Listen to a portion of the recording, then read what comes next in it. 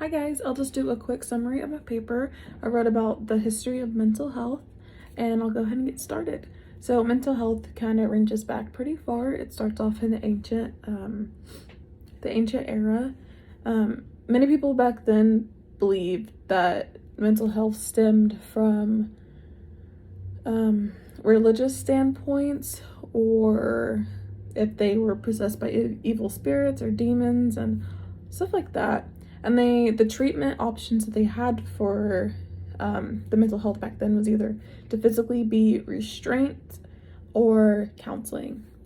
After that comes, after that time period, it kind of is, people are just put in facilities and not dealt with until the mid-17, early 1800s come around, when people start to realize that,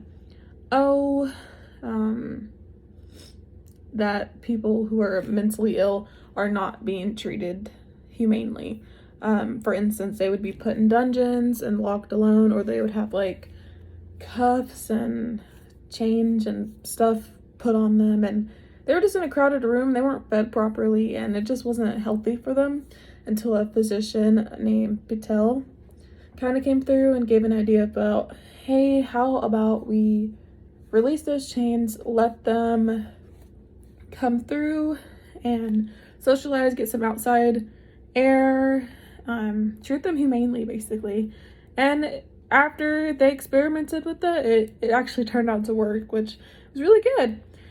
And then we go into the 1800s, or the early 1800s, mid 1800s, when people are starting to use that philosophy and knowledge of letting mentally ill patients kind of live in facilities in a way. But it is working with the baths and going out and having fresh air and socializing. However, they still aren't treating the patients humanely. So they are having them cramped up in rooms, or they have limited exercise or time outside. It's just not good for them. And then eventually the eye-opener was a woman named Miss Dix. She came through. She was a American teacher, and she was reading Sunday school to some mental facilities throughout America, like prisons. And she saw how inhumane these living facilities and areas were. So she came through and she wrote letters and stuff to have improvement. She was like, this is not good. I'm going to come through. And she was able to create some laws to have regulations throughout these facilities and asylums, so that, people were treated like humans and not like they were just an item. After that would be the early 1900s through mid 1900s. This would be more of like a experimental time. It was kind of a weird spot in science. This is when, I guess you could say, facilities were doing really better due to the regulations that came through in the late 1800s.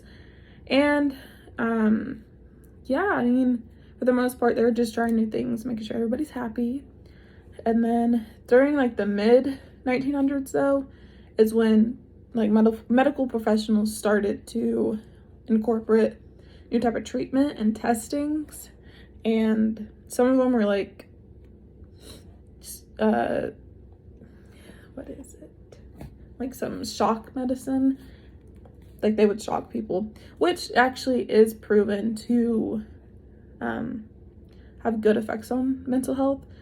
However, there's personal views on that.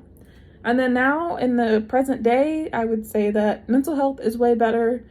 There's not much of a stigma as there was back in the day.